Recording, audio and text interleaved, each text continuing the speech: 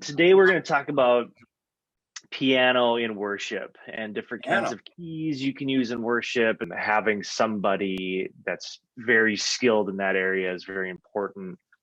And what we've found is that a lot of churches don't have the opportunity for that. So we as Red River Leadership have put together some resources for churches that are in that situation.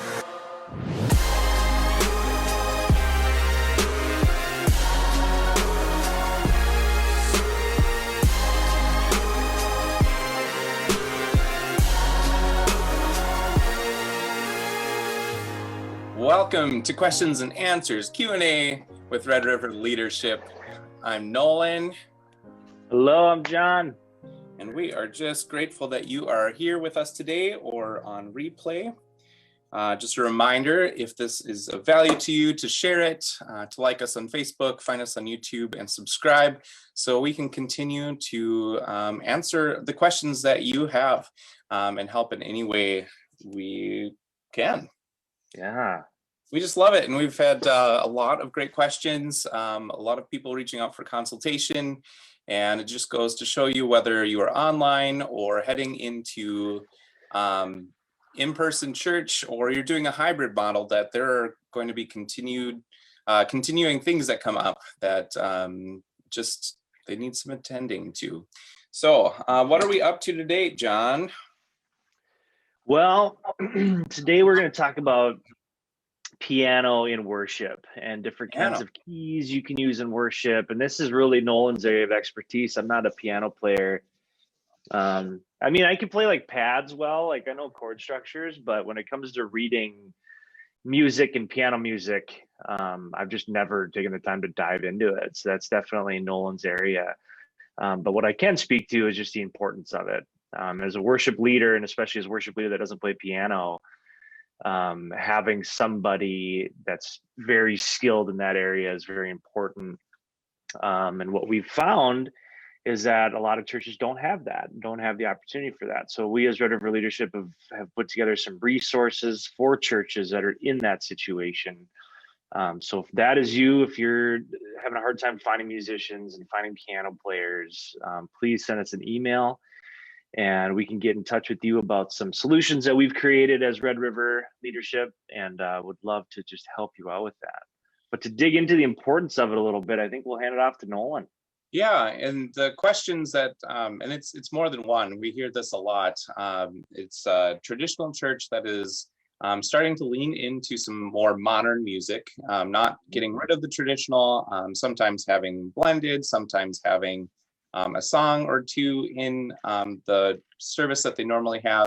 Sometimes they'll go into having two separate worships, more traditional and rooted, and a more modern and relevant worship. But often when people are making that switch, the question comes in, we have an organist or a classically trained pianist. And so how do we make that transition? What is the differences? Where do we get resources? What kind of gear should we have? So we're going to just touch on all of these today. So my background is classically trained. Piano was my first instrument. I had a little toy keyboard really before I could even walk, and I was drawn to it right away. Playing Twinkle Twinkle and Bingo, those kind of songs, and it changed my life forever. It was a big deal, and I never stopped. I've just been drawn to it my entire life. So learning how to read music and play piano, hymns for traditional worship, for the only worship growing up, playing the organ, and then having this switch into a more modern sense. And I'm still transitioning. I'm still learning. There are a lot of things that, as somebody, to keep it modest here, as somebody who's really good at piano, sometimes like I want to play too much. And that's probably my biggest downfall, because I can't, right? So a big thing to work on is chords. and just knowing the chords. And honestly, I have two pianos here. I think I'll save the actual kind of lesson-y type stuff for the subscription that we're putting together that will have keys in worship, guitar in worship, that we're working on every day to get to you so that we can really dive in. But I'd say the number one thing for piano and really most of the instruments is less is more. And there's a time and a place. There's some people who have this philosophy as you should almost dumb it down because God is the everything. And for us to show off, that's not our place. And I don't think that's really my stance, because why wouldn't we bring our best to God? However, a band philosophy does mean that we have to fit into the mix. We do have to fit into the EQ spectrum. We do have to let the drum and the acoustic rhythm guitar be the rhythm. The keyboards find some lead parts. And I think it's important to not get crazy, because if everybody's doing everything all the time, it just gets muddy. And it is our job to create an atmosphere, create a culture of bringing people in and singing and moving and meditating for God. So I do think we need to bring our best. I do think that sometimes results in us chilling out a little bit. And so I know that's not a whole lot, but I would say most classically trained musicians, organists, piano players are able to read chords. And at the very least, they can sit on those main chords the whole time. Just because I have this here, I can show it. It might be inverted for you, but this is the high side, this is the low side. For the most part, I'd stick right in the middle for piano. When it gets too high for chords, it starts to stick out a little bit too much, starts getting in the way of maybe some electric guitar, some acoustic guitar. When it gets too low, then you're starting to take away from the bass guitar. However, so this is the difference. If you are just starting out in a band, in a team of musicians, then, and you kind of have to, like this week, we only have a bass and some drums and the piano. So then I would probably have some middle and upper and then play a little bit more rhythmy. If there's an acoustic guitar and not a bass player, then I would play some of the lower notes to bring that in. It's really when you have a 4, 5, 6 piece band where all of a sudden you have to realize that this is my spot, and for the most part stick there.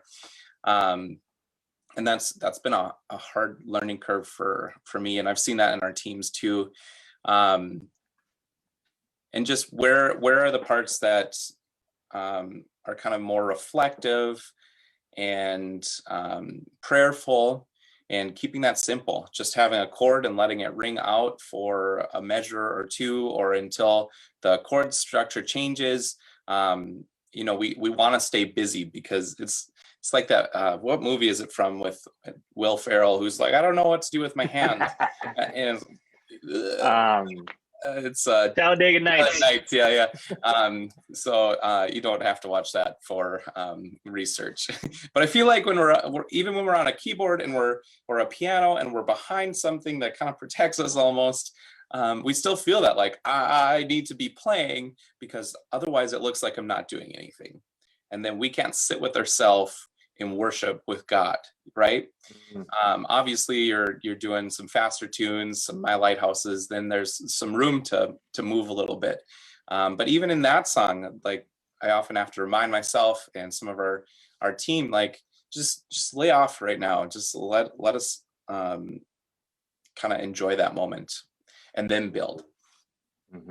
So I don't know if that helps at all. John, maybe you have a question that's sticking out. I realize that. No, that's really good. Get into like a camera on the piano and me really being able to like talk through it. But the deal is that when you're an organist, or a piano, playing for the choir and accompanying, like that. Those are two different philosophies, where you're playing everything for everybody, right?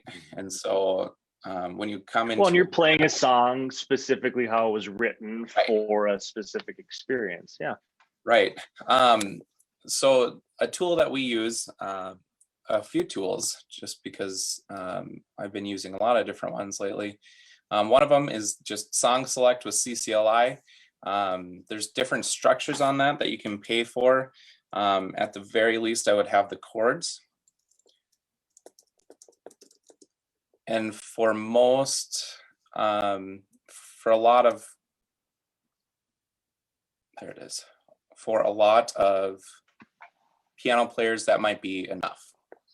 There's also a lead option, which will give the lead line, what the worship leader is singing, that you could play some of that with. I wouldn't stick on that very often.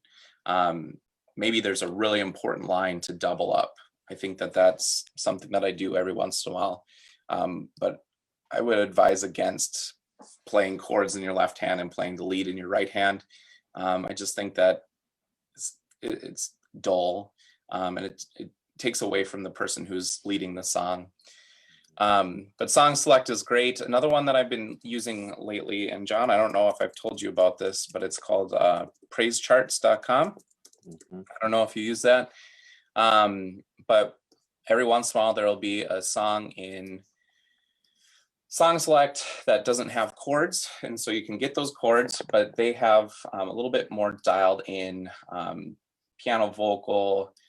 There's orchestration, there's rhythm and acoustic guitar, a piano sheet without vocals, that they've really gone into from a worship perspective, not a piano player perspective. So it's already kind of dialed it back and made the different lines, which I love. And there's all kinds of different options, but Song Select and Praise Charts, between those two, I'm covered. As far as gear goes, this is the mothership back here. It is very expensive. It's the Nord Stage 3. Has piano sounds, it has organ sounds, it has synth sounds and pads.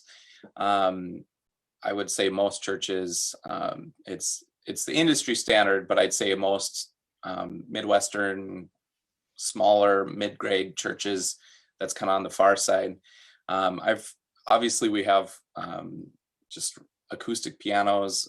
Some churches have grands they have access to. My first church that I was paid as the worship leader, I played the grand piano in worship every week. Yeah. Another we one. have here we have the Yamaha something. I'm forgetting what it is, but yeah, it's a nice. Our piano player really likes it. It's got a nice full piano sound. It doesn't have nearly what that Nord does in terms of pads and synths, which we'll get to in just a minute here, but it has a nice sound, and I mean it's got options, and it's definitely cheaper. So it really, that comes down to what your piano player, it's their instrument. So having that conversation with them, talking about what features you want. If you want a nice full sounding piano with a few pads, if you want, it kind of depends, what instrument they want to use. The one that I bought, it's about $1,000, maybe $800.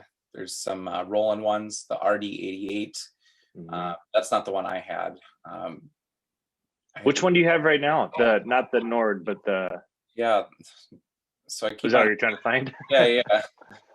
Not in here. I love the one you have right now. Like, it's at the similar price point to the Yamaha. We have a Good Shepherd, but in my opinion, it just has more kind of modern worship sounds built in. Right. So I really like that one. Yeah, it's a Juno, I think. I just can't seem to find.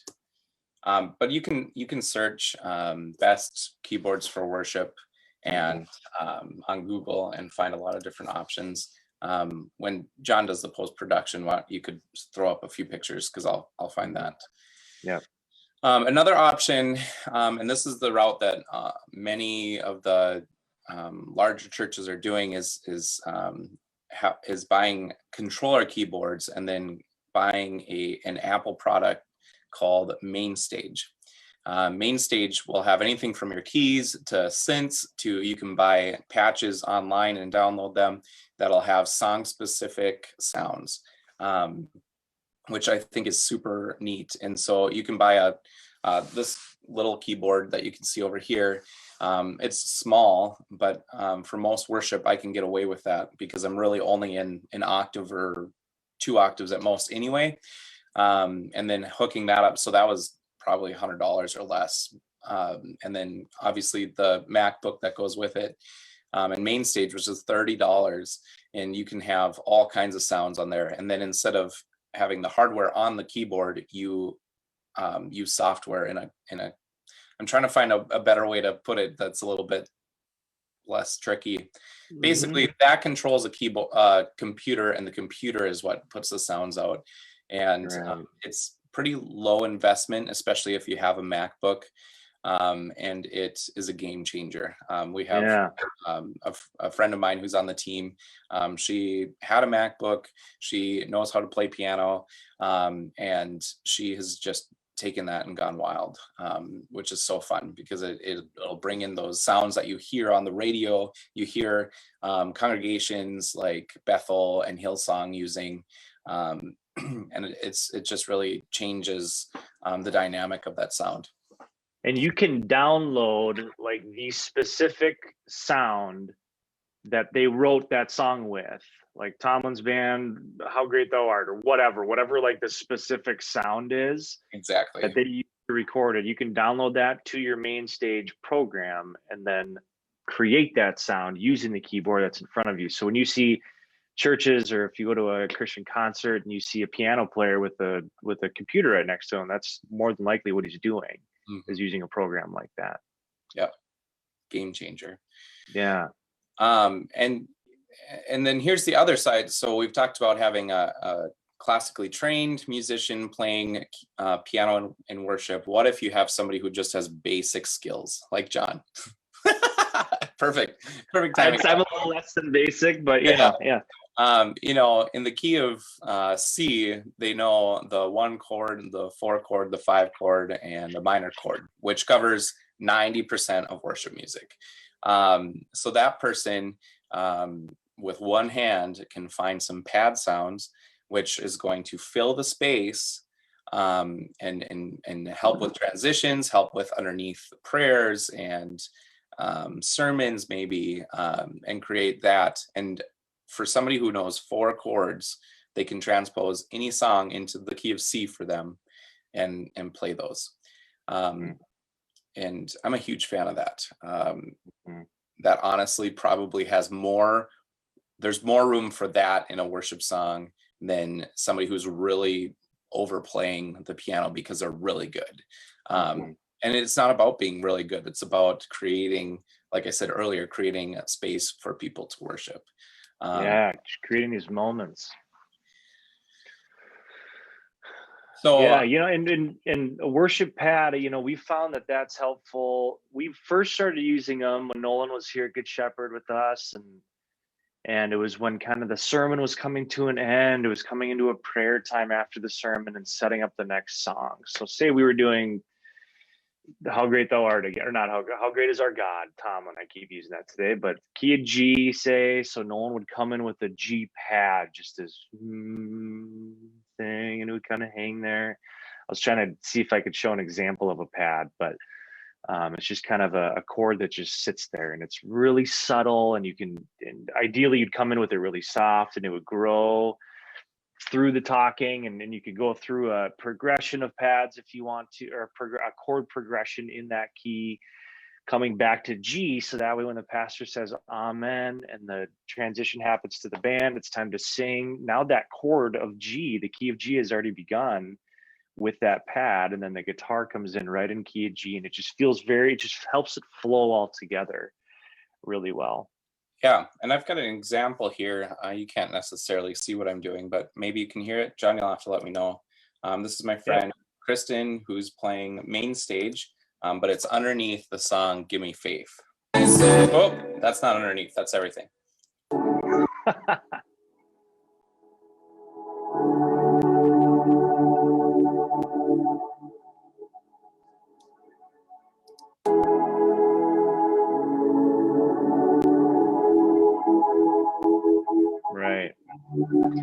Yeah, and you can tell that that's further into the song where there's higher octaves happening of the pad. I mean, she probably started in lower octaves and kind of brought it in and built it so when that chorus hits, it's a nice higher octave now of the heavenly oohs and ahs, or whatever they're called.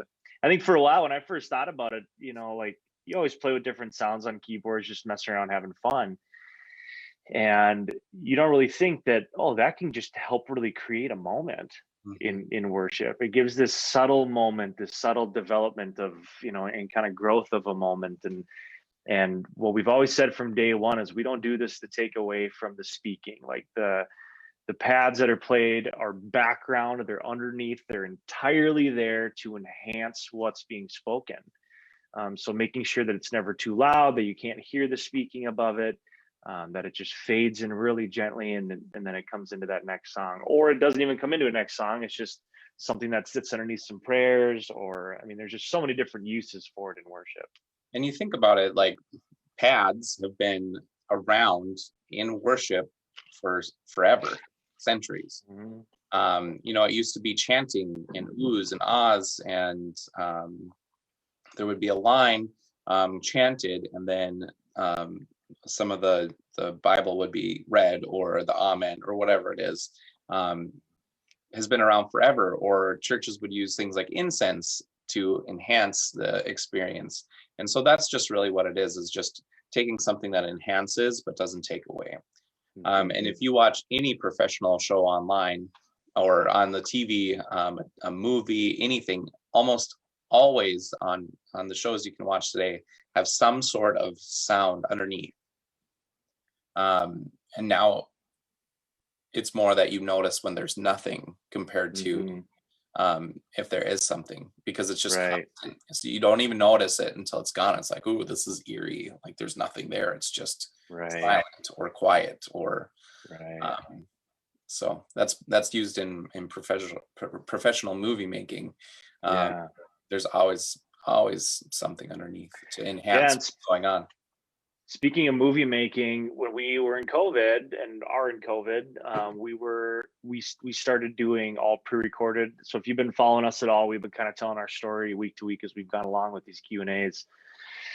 And so if you haven't seen some of the previous ones, go back and watch, and we cover something different every week, questions that are coming in from churches. But one thing, when we did pre-recorded, we would record, a welcome. And so I'd put a pad underneath it in the key that the opening song was in to come in right after that.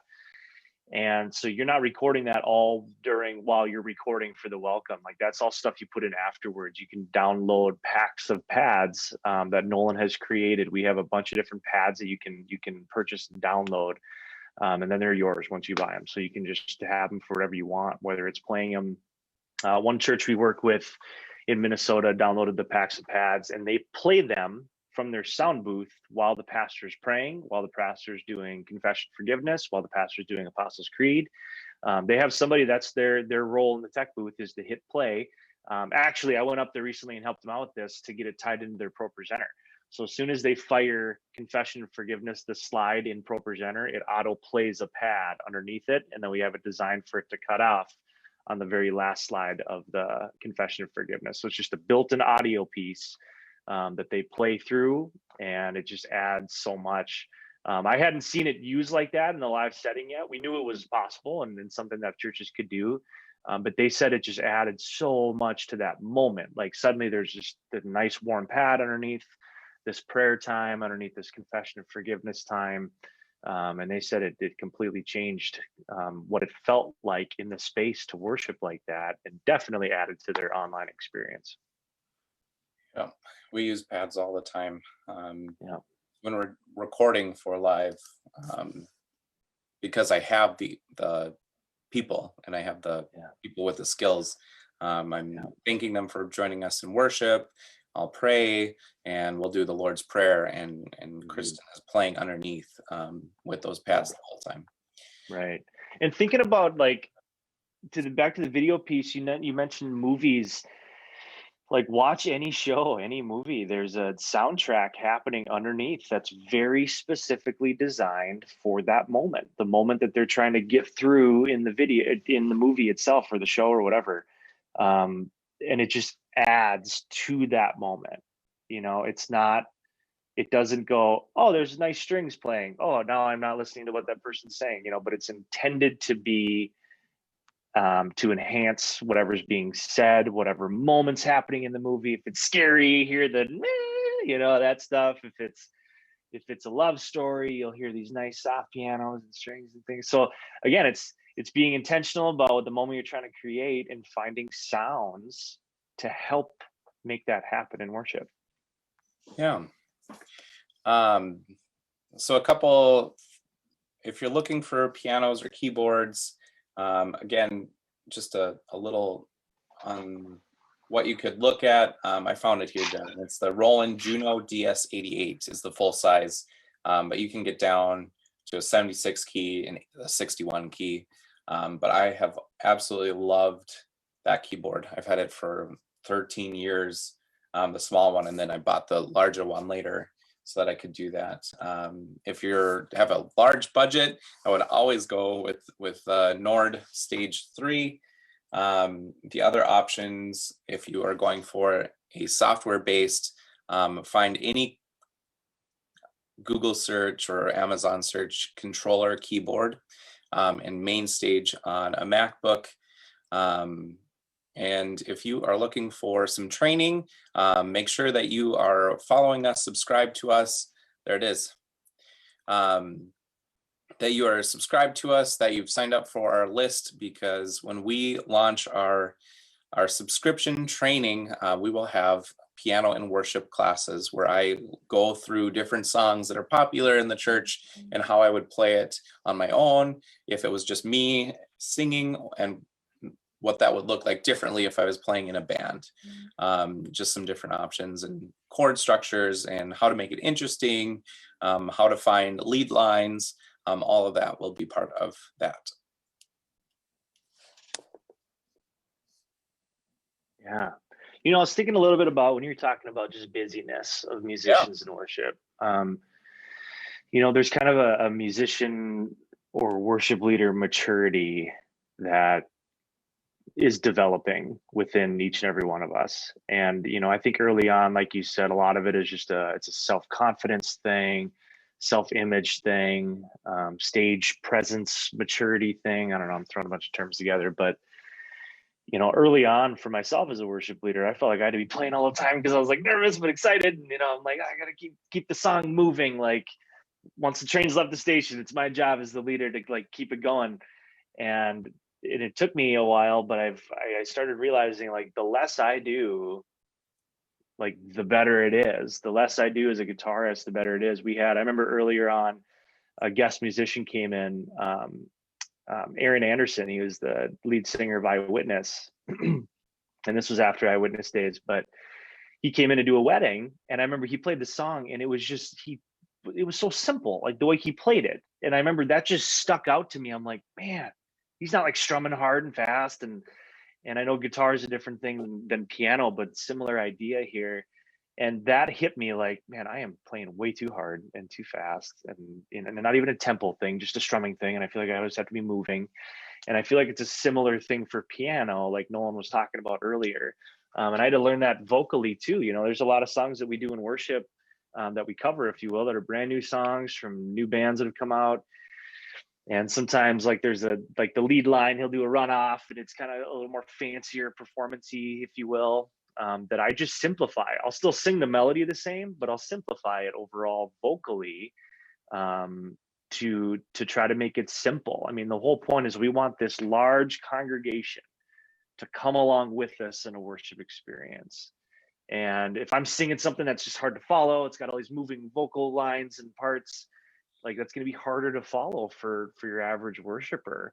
And we have people in there that love to sing, and then we have people in there that will never sing, and then everywhere in between. So we have to be structuring and leading in a way that's speaking to that large variety of people that are in the room, or especially online now worshiping with us.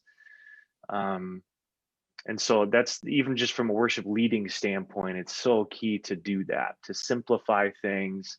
And you drew the difference between simplifying and dumbing down. We're not dumbing down, we are simplifying for a variety of reasons: for the church to be able to follow along well, for our band to sound better and cleaner and less parts arguing with each other. There's just a lot of different reasons to simplify things. Yeah, and I think especially with guitar, like we've got this misconception that more is more. And a lot of worship leaders start learning guitar. A lot of musicians learn guitar from playing around a campfire at Bible camp or something like that. And when that's, you've got, you know, when you work at camp, it's like anybody who knows how to hold a guitar is a guitar player for those campfires. Like, oh, you have a guitar, you're playing. That's how I started. My buddy's like, how many chords you know? And I was like, 2. Sweet, come down to campfire worship, bring a guitar. I was like, what? No, I can't.